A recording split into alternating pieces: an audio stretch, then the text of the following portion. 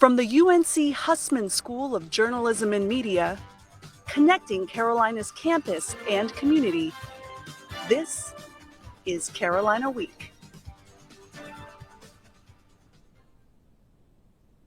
Good morning, Tar Heels. Thanks for joining us. I'm Sarah Gray Barr.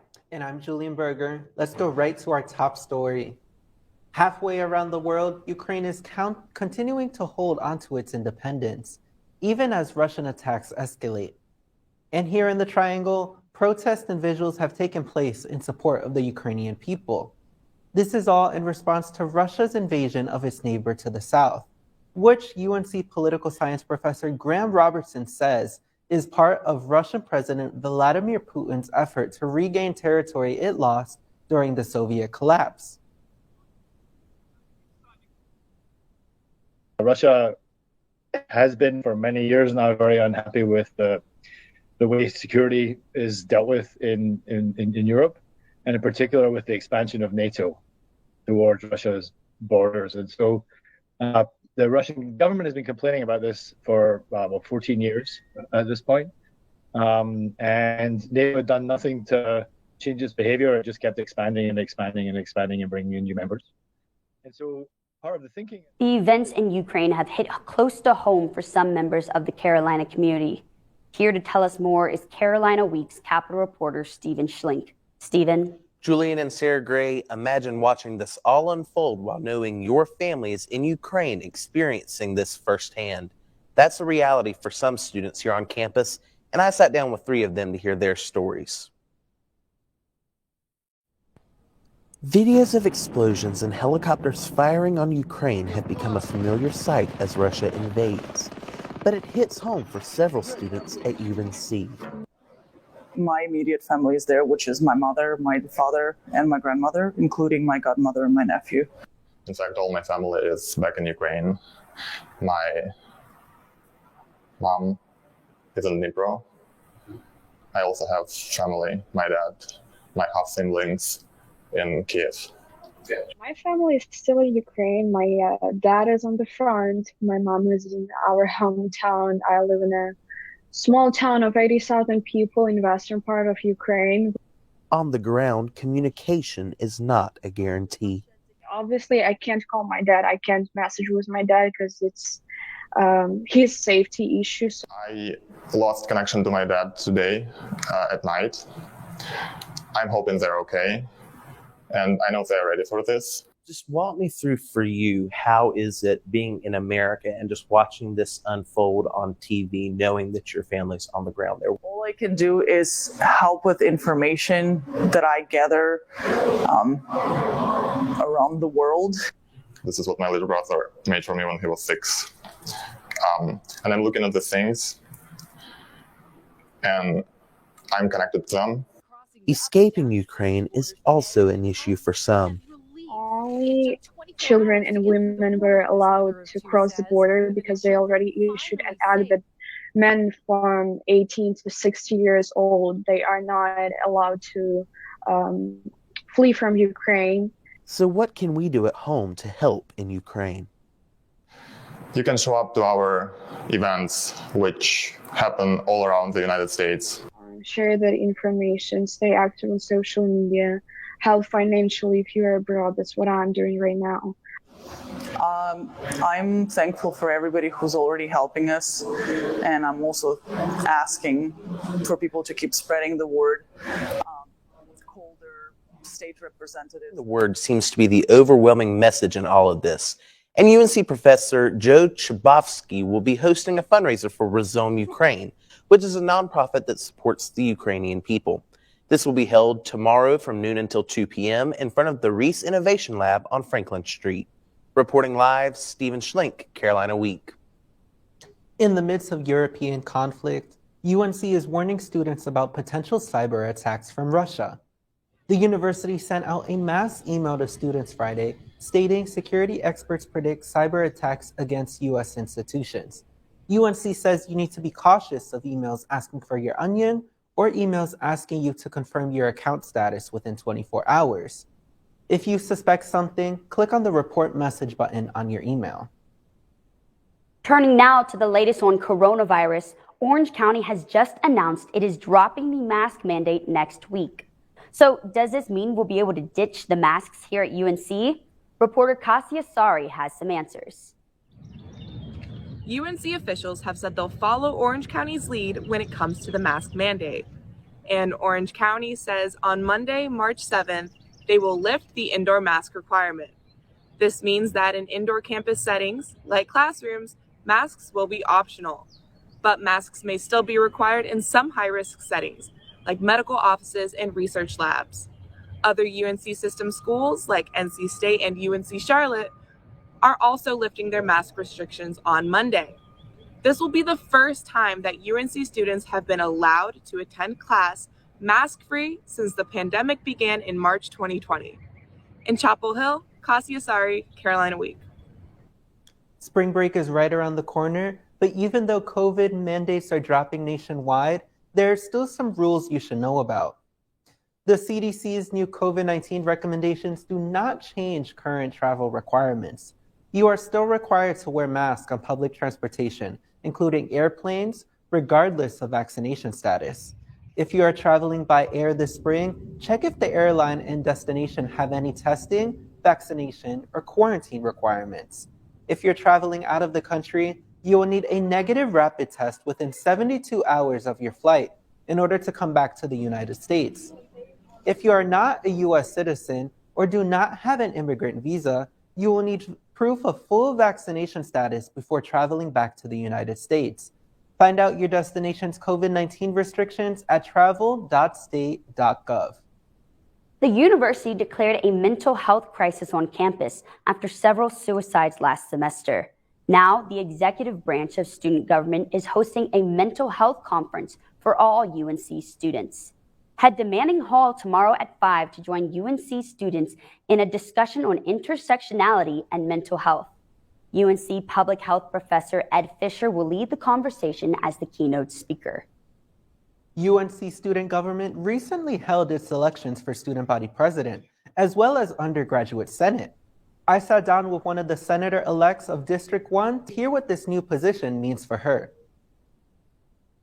America Juarez Maldonado is a junior at UNC studying environmental studies and public policy. On February 17th, she won a seat on the undergraduate senate for the next academic year. Even though I'm also fairly new to student government, I feel like we have so much potential and we have to make student government a lot more open to students. America realized the lack of Latinx representation on the Senate, a big reason for her running. And I was just like, okay, but who do we not have no representation within student government? And then I looked and I was like, wait, what? I'm like, this is not, I was like, you're lying. How is this possible? Like how? Her passion for public service started years before attending UNC in her hometown of Durham, North Carolina. But her work quickly ramped up, stepping foot on UNC. Recognize that like where I come from is like low resource and not as privileged. America began creating change with organizations like Student Action with Farm Workers, Poder NC Action, and most recently, serves as the co-president for Mi Pueblo. It's been such an amazing experience so far. Like, I think, again, here I go in circles, right? Where it's like providing this type of space and comfort, but also like resources that I feel like is so needed within like our comunidad and with students in general. And her future is looking very bright. My hopes really is to just, if I do ever, reach that point where I'm like a politician, if I become like a House representative, a senator, maybe a president, I hope to create like a stability. America, as well as the other members of student government, will be sworn in April. A UNC Board of Trustees member spoke up in a student-led candidate debate, and now student body president Lamar Richards is calling for that board member's removal. Richards sent a complaint to the UNC system president and chair of the UNC Board of Governors, alleging trustee Marty Codis interfered in an online debate between candidates for student body president in early February. Just 2 weeks before the debate, Board of Trustee Chairman David Boliak advised the board to stay out of student government elections. Richards said he received multiple complaints from attendees and candidates, agreeing that CODIS's presence and questions were inappropriate and prevented candidates from debating free of board influence.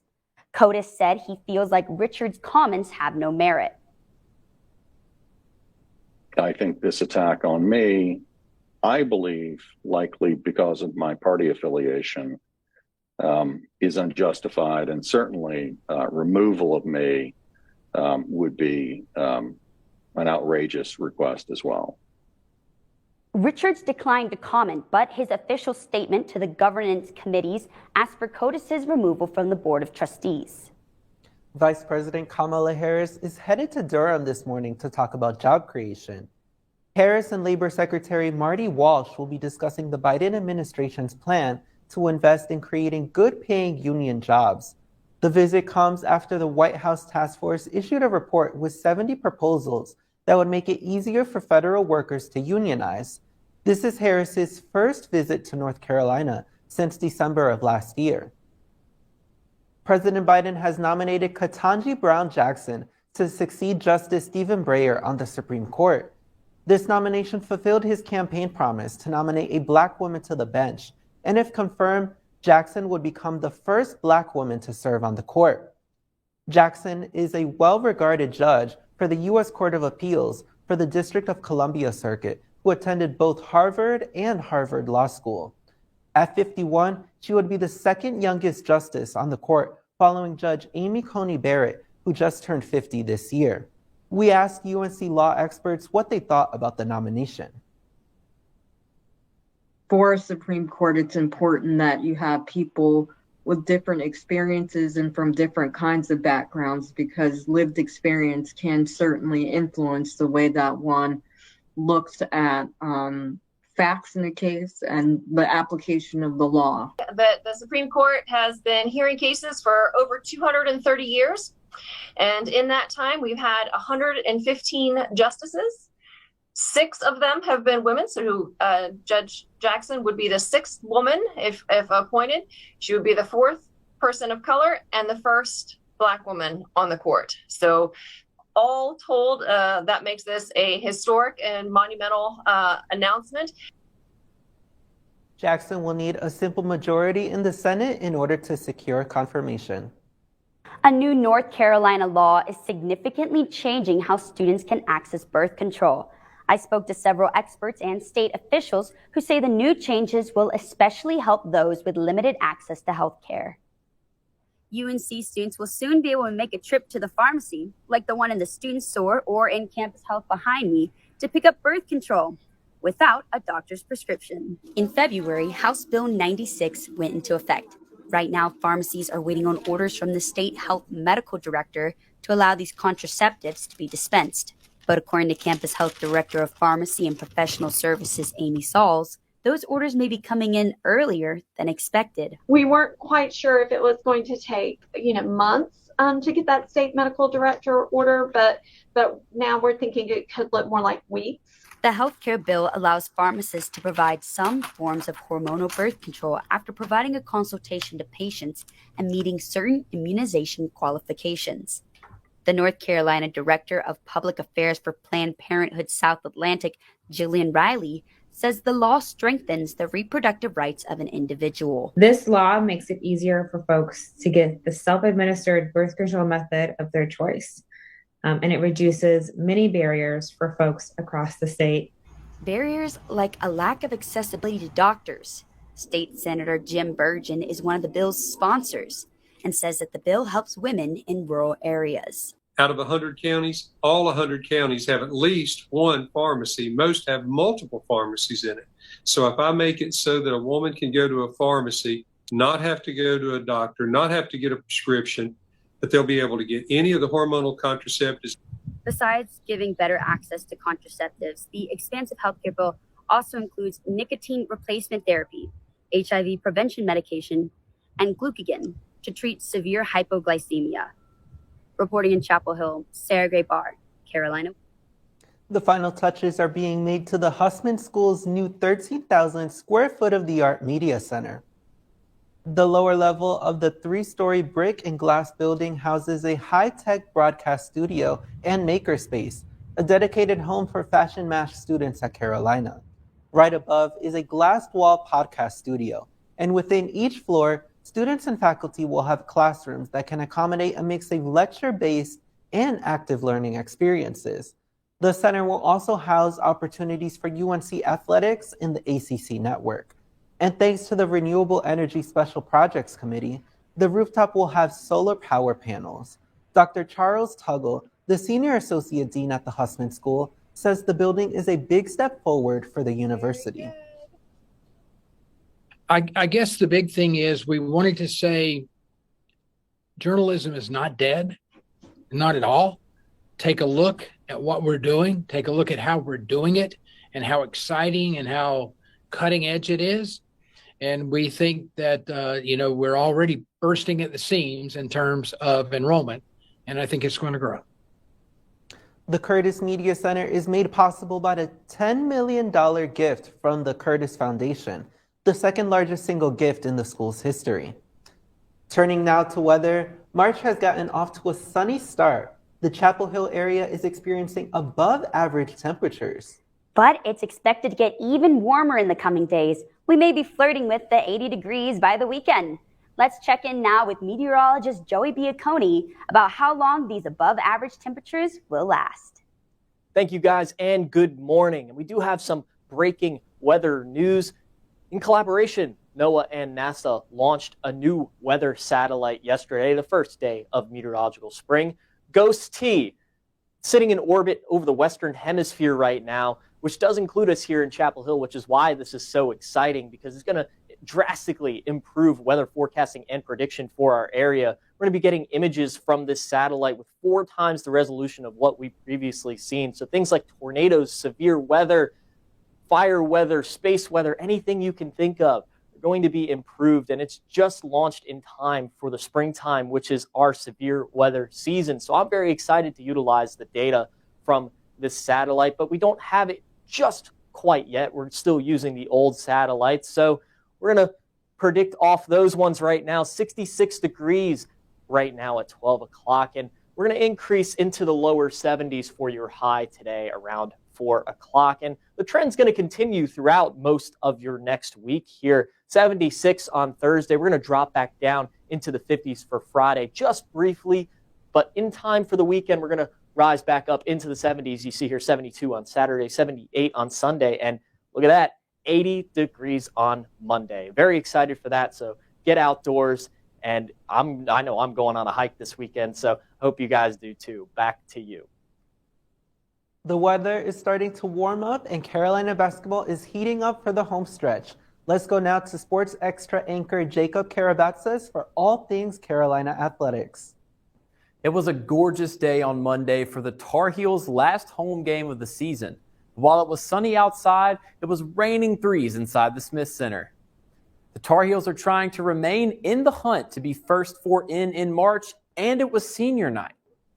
Seniors Ryan McAdoo, Leaky Black, and graduate transfer Brady Manick were honored pre-game. Jumping to late in the second half, guard Caleb Love hit a bunch of clutch shots, including this three-pointer to put the Heels up by 1. A few moments later, he would hit another three-pointer to put the Heels up by 2, and he did not stop there. In overtime, he hit yet another clutch bucket to put the Heels up by 5. Following this, he went to the cup for a dagger and 1 to put the Orange away. Carolina defeated Syracuse 88-79 in a tense back-and-forth game the Heels needed desperately. What a great way for the seniors to go out in their final game at the Dean Dome. Former Tar Heel All-American and national champion Eric Montross now has a scholarship in his name for the center position at UNC. The scholarship will go to a Tar Heel center each school year.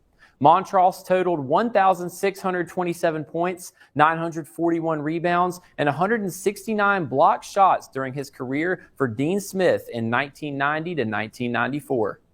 Despite a tough loss to ECU on Sunday, the UNC baseball team pulled out a dominant win against Longwood University last night, 16-1.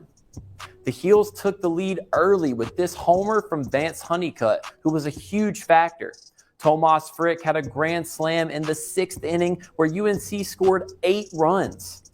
Almost the whole lineup crossed home plate in a dominating 16-1 win. Thursday, the 7-1 Diamond Heels will face off against Winthrop University in Boshamer Stadium, where they're undefeated on the season. But I reminded them if they want to reach their goals, they have to. Doesn't mean you're going to play. I told them today, you're not going to necessarily play well every game, but you can be ready to play every game. And that's one thing we want to take a lot of pride in, is being ready to play. Coming off an 8-1 loss against UGA on Saturday, the North Carolina softball team looked for redemption against number 19 Michigan Tuesday evening. The Wolverines took the lead in the second inning, plating their fourth run with this sac fly to deep center. Michigan got 4 more in the top of the fifth inning, earning the 8-0 victory. Carolina will be back in action at Anderson Field at 5 to host Villanova. Through day 2 of the Darius Rucker Intercollegiate, women's golf improved their score by 5 strokes. Shooting 13 over par, the Heels find themselves in 15th place heading into the final day of competition. Individually for the Heels, Kayla Smith is tied for 24th after a 74 on day 2. Carolina looks to improve today as the Heels wrap up play in Hilton Head. Spring sports are still grinding out wins, but football is looking to do some reconfiguring. Less than a day after it was announced that offensive line coach Stacey Searles would be heading to Georgia, Mack Brown filled the vacancy. Current Louisville offensive line coach Jack Bicknell will be taking over in the role next year. Bicknell has an impressive resume as an offensive line coach, having worked at huge schools like Auburn and Ole Miss and NFL teams like the Kansas City Chiefs and the Pittsburgh Steelers. Hopefully a new face on the coaching staff can help fix some of our woes from last year. Bicknell will report to Carolina this spring. That does it for sports. Tune in Friday for a full weekend preview in Carolina athletics. Thanks, Jacob. The Meantime Coffee Company, UNC's student-run coffee shop, invited students to share their talents at Open Mic Night. Students performed their written and musical work in the Anne Queen Lounge of the Campus Y last week. Meantime opened the event to anyone who wanted to perform and stayed open late so people could order drinks. Organizers say they hope to hold another Open Mic Night again soon. Launched in fall 2020, the Student Learning to Advance Truth and Equity is an initiative that's led by the Institute of African American Research to engage undergraduate students in understanding race, racism, and racial equity. This semester, they sponsored Beyond the Roots, an upcoming one-woman show written by UNC senior Imani Williams. Reporter Makayla Williams takes the story. Engaging in activism can take place in so many ways. For UNC senior Imani Williams, she's always chosen to engage through the use of words. And most of all, I've been motivated. I've been motivated to speak up and stand up because the world is calling on each and every one of us. Williams has always considered herself an activist, but in recent years, her activism has been at a peak. And I had to ask myself, why? Why was it that Black women, violence on Black women? Beyond the Roots, Williams' upcoming performance will serve as another opportunity for her to engage in activism as she educates the audience on her experience of growing up Black in America. So my performance is called Beyond the Roots, and it's an autoethnographic exploration of my life of basically growing up as a Black woman in America. And it really pushes or wants to show kind of like the reality of being Black in America and how it's two totally different conversations that you go on to live throughout like life and also like reality. Williams described Beyond the Roots as a portrayal of her journey to not only choose activism, but also to choose her Blackness. She encourages anyone interested in creating a more equitable society to come out and watch. My story isn't like everyone's, but I do think that there are systems and there's definitely some similarities that I think can be brought up in the Black experience. Williams says if you want to get conversations going, this is the place to do it. In Chapel Hill, Makayla Williams, Carolina Week. Beyond the Roots will be performed March 4th and March 5th at 7:30 p.m., March 6th at 3 p.m., and March 7th at 5 p.m. at the Black Box Theater in Swain Hall. Tickets are $10 for general admission and $5 for UNC students. Well, that does it for this edition of Carolina Week. We leave you now with pictures from the rally at the state capitol in support of Ukraine.